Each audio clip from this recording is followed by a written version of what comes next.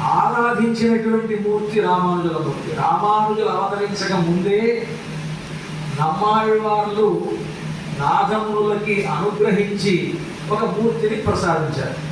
ఇప్పటికీ మన ఆళ్వార్ తిన్నానికి వెళితే అక్కడ రామానుజ చతుర్వేది మంగళం అనేటువంటి చోట భవిష్యదాచార్యులు అని పేరు కలిగినటువంటి భగవద్ రామానుజుల యొక్క దివ్యమంగళ విగ్రహం ఉంటుంది.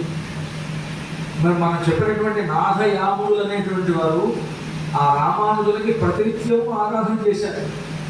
ఆ విగ్రహం, ఆ రామానుజుల యొక్క దివ్యమంగళ విగ్రహాన్ని ఆరాధించడం వల్లనే గొప్ప యోగీశ్వరులైనటువంటి నాథమునులకి కానీ, యోగం తెలియకపోయినా మనక్కాళ్ళ మొదలైనటువంటి వారి వల్ల, రామవిష్ణువు మొదలైనటువంటి వారి వల్ల జ్ఞానాన్ని పొందినటువంటి యామునాచార్యులకు కానీ అటువంటి గొప్ప అత్యవసాయం, ఒక గొప్ప మార్గం వారికి లభించింది అంటే ఈ భవిష్యదాచార్యుల ఆరాధన వాడు చేయడం వల్లనే.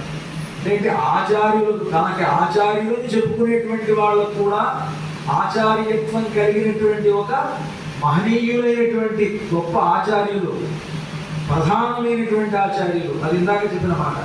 ఆ ప్రధానమైనటువంటి ఆచార్యులు భగవద్ రామానుజులే కనుక సాక్షాత్తు రంగనాథుడు ఈ దర్శనము ఇది ఏమని పిలవాలి అని అంటే, ఎంబెరుమానార్ దర్శనమన్నే ఇది నంబెరుమాళ్ పేరుట్టు నాట్యవైత.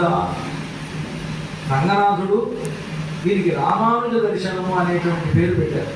ఈ రామానుజ దర్శనం మీరు ఎలా అనుకున్నా రామానుజ దర్శనమే. రామానుజులు అంటే సాక్షాత్తు భగవంతుడే అని అర్థం. శేషోవా సైన్యనాథోవా శ్రీపతిర్వా. ఏం చెప్తారు? పెద్దలైనటువంటి వాడు మహాప్రాజ్ఞి, పెద్దలైనటువంటి వారు అందరూ ఆదిశేషుడేనేమో అని కొన్ని సందర్భాల్లో అనుకుంటారు.